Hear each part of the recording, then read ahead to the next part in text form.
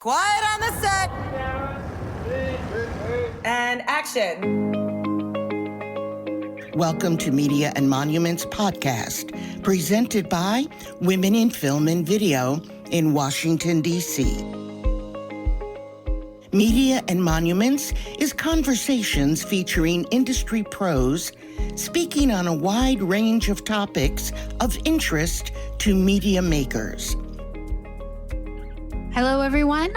Thank you for listening to us on Media and Monuments. I'm your host for this episode, Tara Jabbari, and I am speaking with Ken Zemke, an Emmy-award winning editor who started in Hollywood and moved to New Zealand and has been an editor for several decades. We'll get into that. And actually, full disclosure, he was my boss and my mentor when I lived in New Zealand for a year to assist him on his show that turned into more of a web series, Baha'i on Air. So without further ado, please welcome Ken Zemke. Ken, thank you for joining us.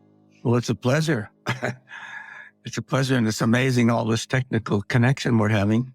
You in North America and me in New Zealand. Exactly. I was going to clarify for people if they're going, yep. And the time difference isn't so bad. It's 6 p.m. for me now, and it's 10 a.m. for you. So it worked out great. Could you first explain, when did you get started and how did you become an editor in the first place? Well, I started in Hollywood after university and after being in the Coast Guard for 6 months. I went to CBS television in Hollywood and fortunately got a job. There were several people interviewing for just a mailroom at these beautiful CBS headquarters. So I was just delivering mail to executive offices and stuff. But the thing that was great about CBS is, like many companies, they promote within, give, first chance to people that work for the company. And I got into the film department at CBS, but again, it's like starting at the bottom of a rung of a ladder. And it was like just packaging film. I'm sending 16 millimeter films of TV shows around the country. But then there was an opening in the promo department. And I hadn't yet worked with any film. At university, it was just early days for television. We're going way, way back. And I got a job editing promos, like watch Hogan's Heroes Friday night. And then you show cuts from that particular episode together. And that was the first chance of editing. And my gosh, it was just a miracle, taking two isolated pieces of film, cutting it together and having it a message of telling a story, or being part of the story. So that was my first taste of editing, and I just fell in love with it, basically. Yeah. And what year was this? We're talking about 1962. 1962. And so you started in the mailroom, and were you ever in other departments before you started in editing? No, fortunately, basically, my life, I felt, has been guided, As a Baha'i, I feel like it's divine guidance because everything was leading to where I am today, and I'm on YouTube now with my TV series and getting lots of views on that. So I just felt all these openings at CBS enabled me to join the Film Editors Union. In fact, you have to, if you handle film in those days in Hollywood, you had to join the union, which is a great door opener for you if you're going to get a career in that. So I was the member of the union. And once I was doing the promos, and after I had a few years that were required for the union, you have to have 4 years before you become an assistant editor in the studios. So it takes you 8 years really to become a full-fledged editor, which is you're an apprentice, and then you're an assistant editor, and then you're an editor. So fortunately, I was in the union and going through that whole process, which led me to my first editing job, was Hogan's Heroes, which now, of course, is still going after 50-some years or something. We have it on a comedy channel here in New Zealand. And so my first break was going from assistant editor to editing on Hogan's Heroes. And the editor that was my mentor and I was assisting was Michael Kahn. Now, any Spielberg movie that you see, the editor is always Michael Kahn.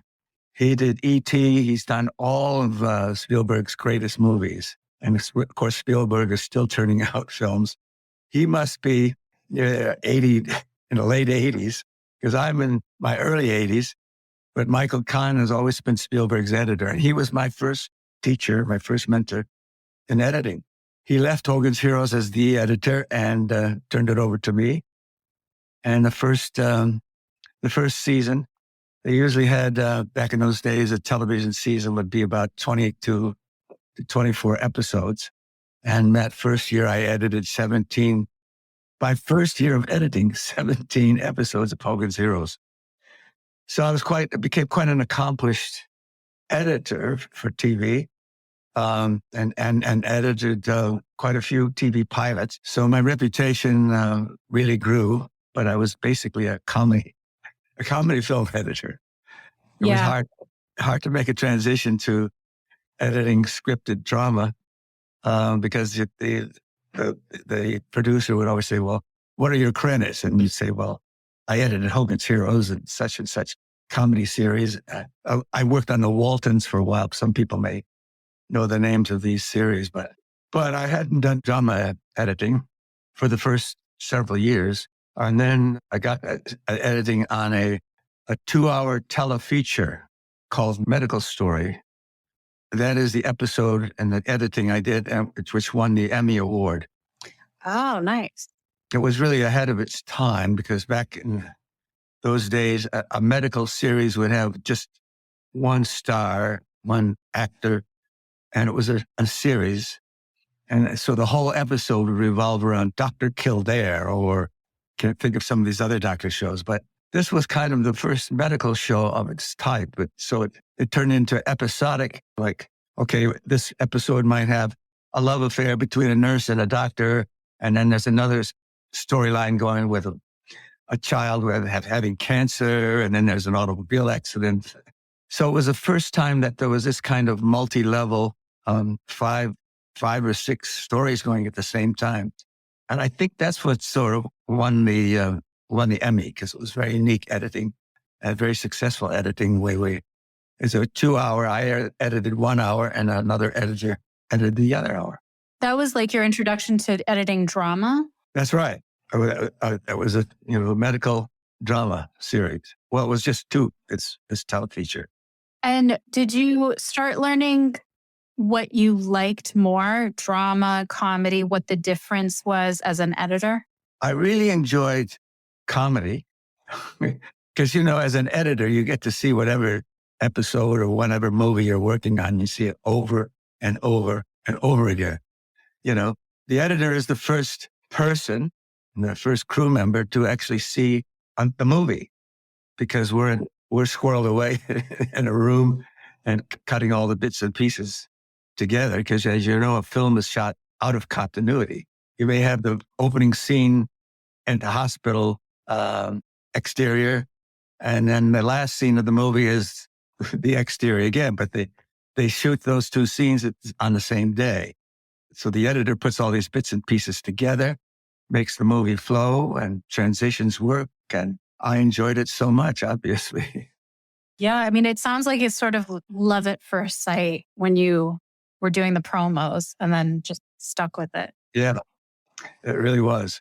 When you were in the mailroom to doing promos and things like that, you felt like you were meant to be an editor. And then what led you to leave America and move to New Zealand and work as an editor there?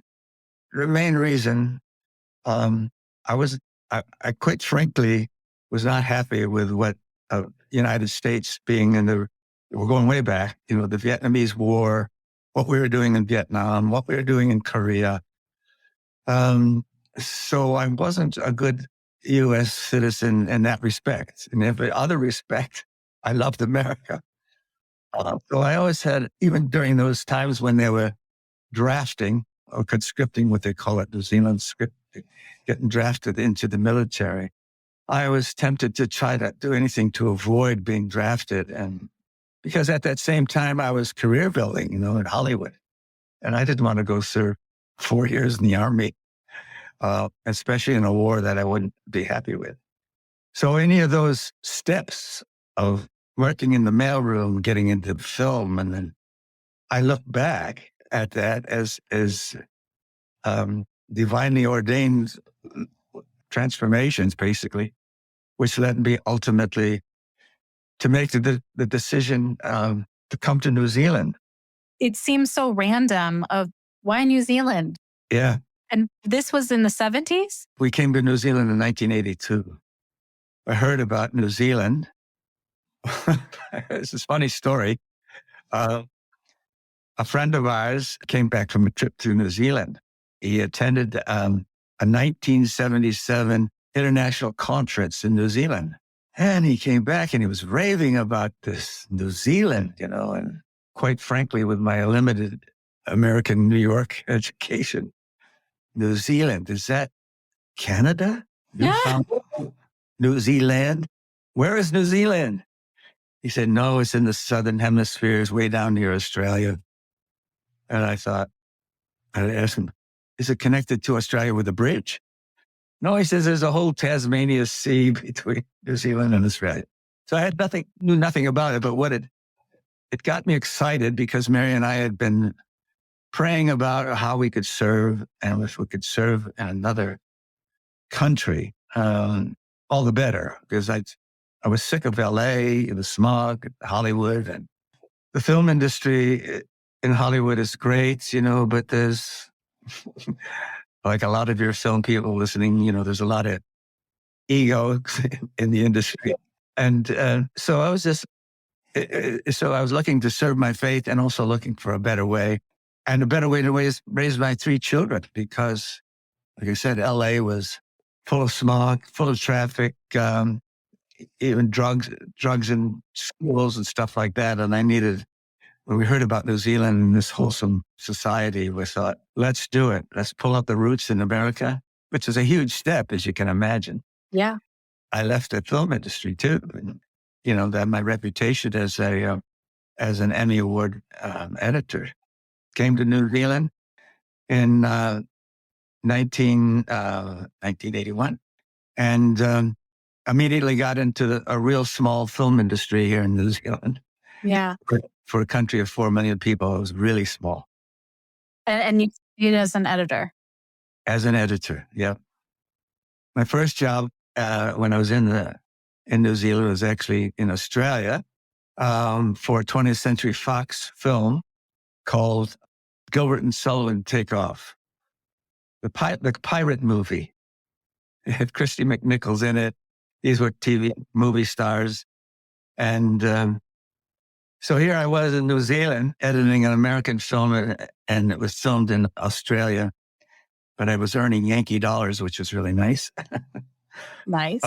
But from there, editing features, it actually opened up my career. And it went from television in Hollywood to feature film editing, and then documentary editing, commercials, all kinds of editing, being in this small film community.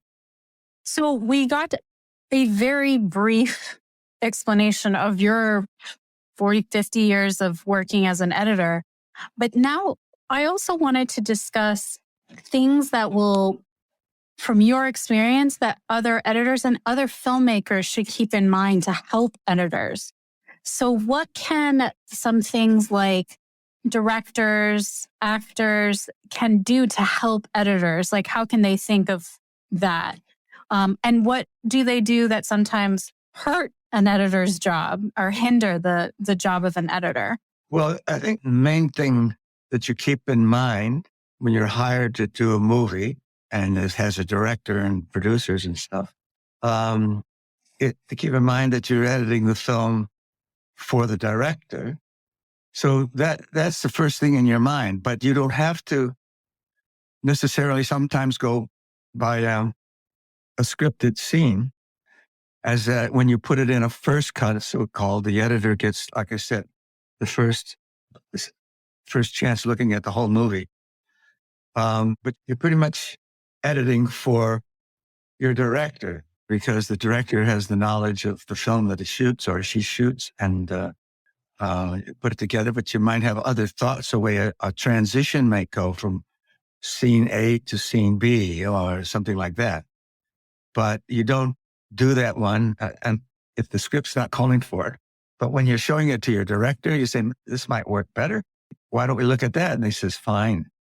Peter Jackson, who did all these monumental Hobbit movies and things like that, just won 5 Emmys, or his production of the Beatles just won 5 Emmys. But the editor, in fact, something really interesting.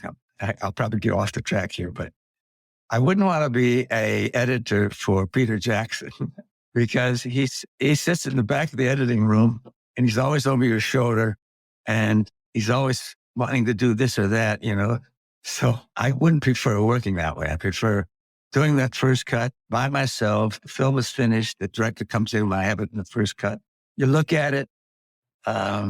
You pass ideas back and forth, how you can make it better. You drop this sequence, drop this dialogue. And some of the demands of the editor, if you drop some dialogue in the scene, how do you make it look smooth, that there's no dialogue missing or something? So there's lots of tricks that editors have, and knowledge of those is what helps you in your career. But a lot of that's just natural way of your creative force, your knowledge of how drama should be done or comedy should be done. And do you feel like you have a specific style or process that you really like? So you explained you like having, you give me all the footage, let me do the first cut, let me do my thing. Can you go a little bit more about that? Yeah, so you do your first cut, and you're usually, you're editing a feature film and a TV series. You're editing as it's being filmed. So you get, just miscellaneous scenes that you cut together as the film is being shot. And then, like I say, we cut it together to be the movie that it's supposed to be. So we show it to the director and in most cases, and you and the director work it together and then show it to the producers. In some situations, the producers have some influence. I mean, obviously, the executive producer owns the project, and a lot of times there's a conflict between producers and the director. In fact, that first film that I edited in Australia, it was 2 weeks before the camera was to roll that the director and the editor walked off the film. They were desperate straits, and they called me in New Zealand, and I edited this feature film. It was my first feature. But anyway, so it's a process that pretty much standard the way I'm explaining it. There might be some variation. Like I said, there might be a conflict between maybe even the writer, but at that time, the writer's at the mercy of the director and the editor putting it all together. The beauty of film is it's a collective art form, And when you look at the end credits, you see from a big film, you could see 200 names of creative people, makeup, set design, music, acting, editing, directing. And that's a very special art form. You think of an artiste, he just takes their palette and the canvas and goes up on the mountain and paints this beautiful seascape or mountainscape or something. But with film, it's collective art form, and that's beautiful. That's why movies move us so much, because of all the elements, the music, the acting, the photography, and editing. I remember you would tell me the editor is pretty much the last part, that brings all of those elements together, from the costuming to the lighting, to the acting, to the writing, everything.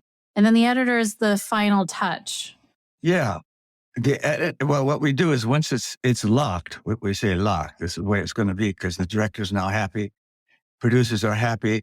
The music composer comes in. You show the film, as the editor, you're still with this film. And you show the film to the composer. The composer goes away. to compose the music and then records the music for the movie. And then there's sound editors on a big film. There's sound editors. This is a category that you see in the Oscars and the Emmys, sound editing. You don't work with them. You sort of turn everything over to them and let them put their artistic creativity into the film. And then it's pulled all together in a mixing soundstage. Music, the final, blending the music and the sound and the dialogue, production sounds, sound effects, everything is then pulled together to make a beautiful soundtrack. So the editor is in most cases, right to the end of the film.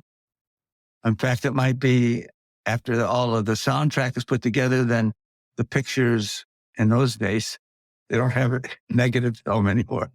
It's all done digital and stuff like that. But in those days, you had, cut, the negative is cut for the picture. And then you go to the film lab and there's color grading to make sure all the feel, the look of each cut and each scene works really well. And so, like I say, it's just so much creativity goes into filmmaking.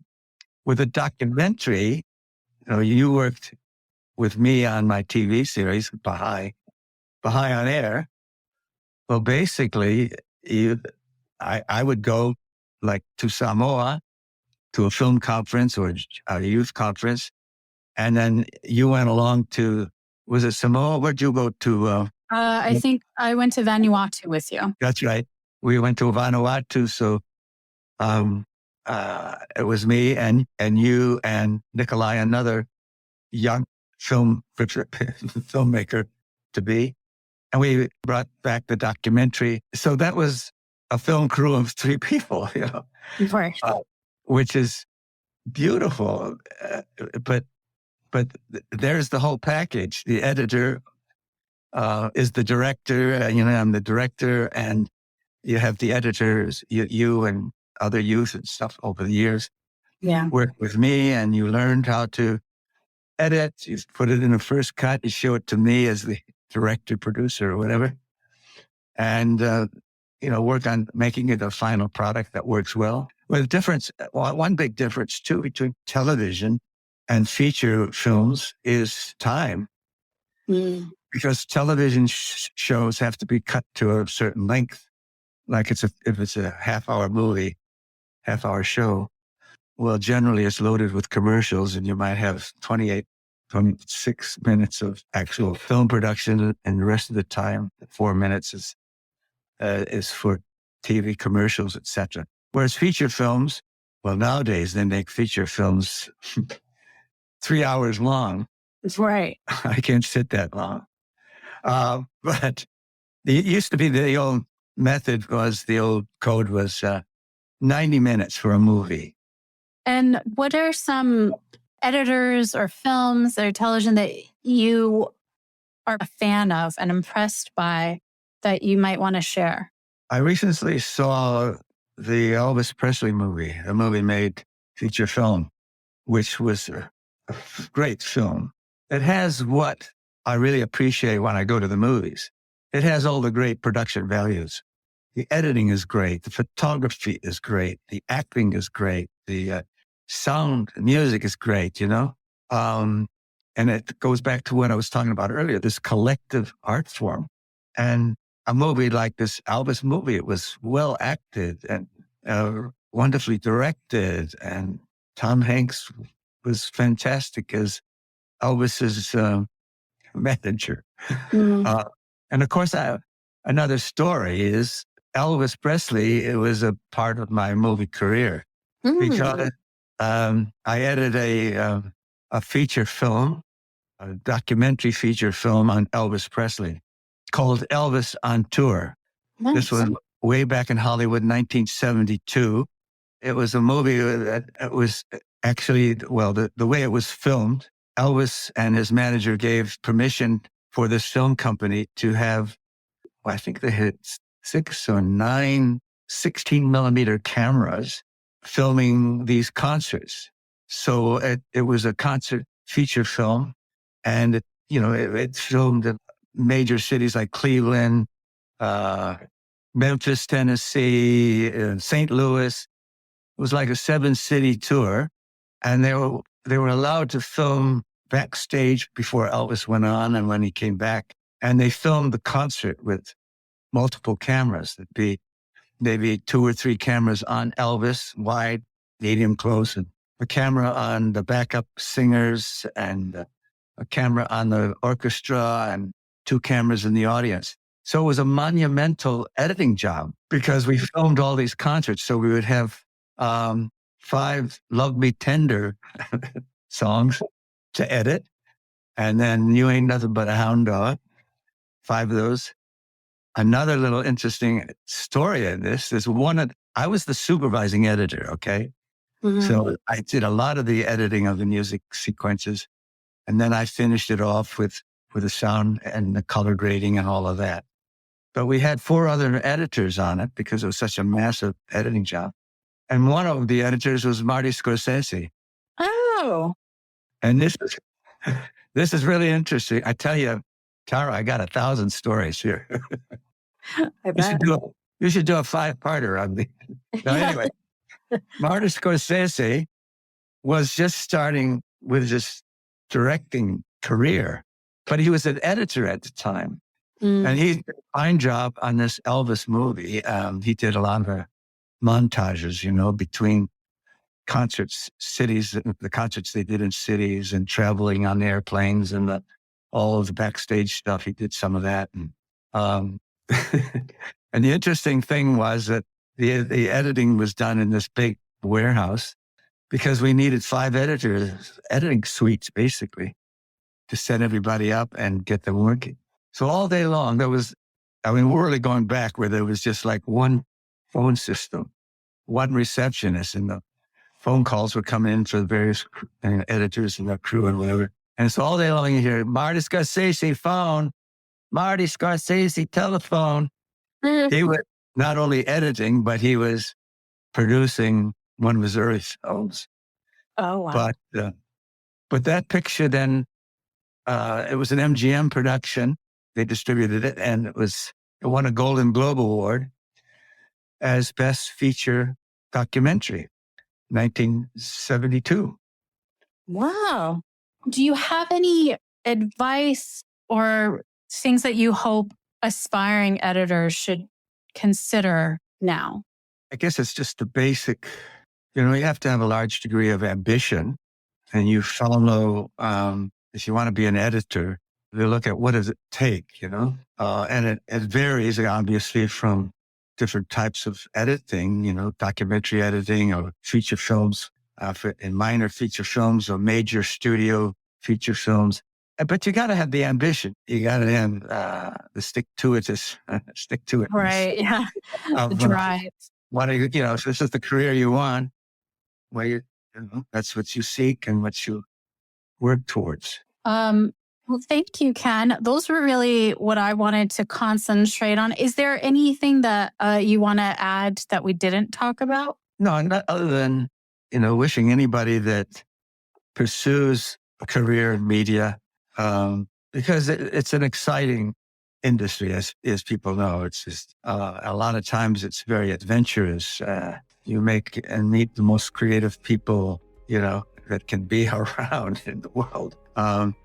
So it's just because it is so exciting and so creative, you just want to stick to it. And obviously you want to do your best.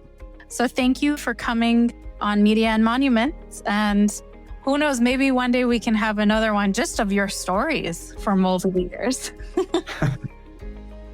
Thank you for listening to Media and Monuments, a service of Women in Film and Video in Washington, D.C.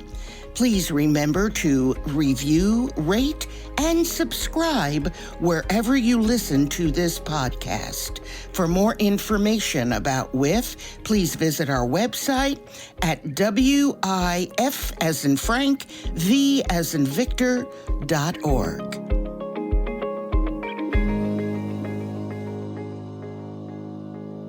That's a wrap.